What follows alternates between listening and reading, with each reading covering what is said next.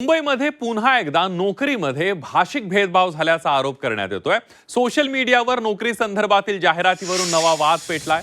या जाहिरातीमध्ये ओनली गुजराती मारवाडी असा उल्लेख करण्यात आल्याचा दावा करत मराठी एकीकरण समितीचे गोवर्धन देशमुख आक्रमक झाले। एका खासगी कंपनीत वार्षिक 25 लाखांचं पॅकेज असणाऱ्या नोकरीच्या जाहिरातीत मराठी उमेदवार का नको असा सवाल गोवर्धन देशमुख यांनी केलाय। ही जाहिरात देणारी संबंधित कंपनी 2 दिवसात शोधून त्यावर धडक देणार असल्याचा इशारा देशमुख यांनी दिलाय।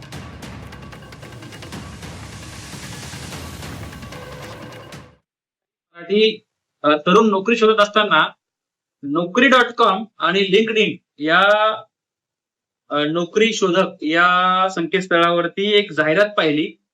खरं तर ही जाहिरात आहे AGM आणि अकाउंटिंग फायनान्स रिलेटेड।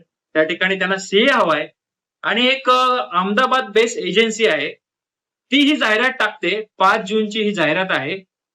नोकरी आहे मुंबईमध्ये, एक मोठी कंपनी आहे। कंपनीचं नाव तर आम्ही माहिती काढू। काय जाहिरात आहे ही? नोकरी मुंबईमध्ये आहे आणि वेतन बघा तुम्ही 20 ते 25 लाख वेतन आहे। म्हणजे हे मराठी माणसाला नाही द्यायचं यांना। काय लिहिलंय? Only for Gujarati Marwari. नोकरी कुठे असणार आहे? तर मुंबईत असणार आहे। हा काय प्रकार सुरू आहे?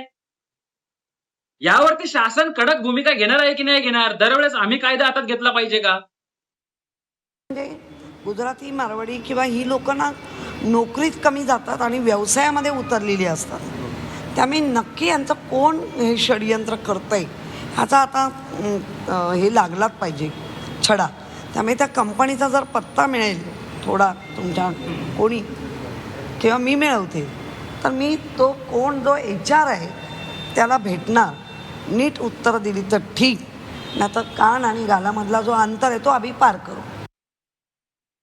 जर का एखाद्या कंपनीने जाहिरात काढत असताना असं ठराविक भाषा बोलणाऱ्या व्यक्तींसाठीच फक्त नोकरी असं जर का उल्लेख केलेला असेल किंवा तसं त्यांचं जर का पुढाकार घेतलेला असेल तर नक्कीच हे अशा गोष्टी काही महाराष्ट्रात आम्ही सहन करू शकत नाही।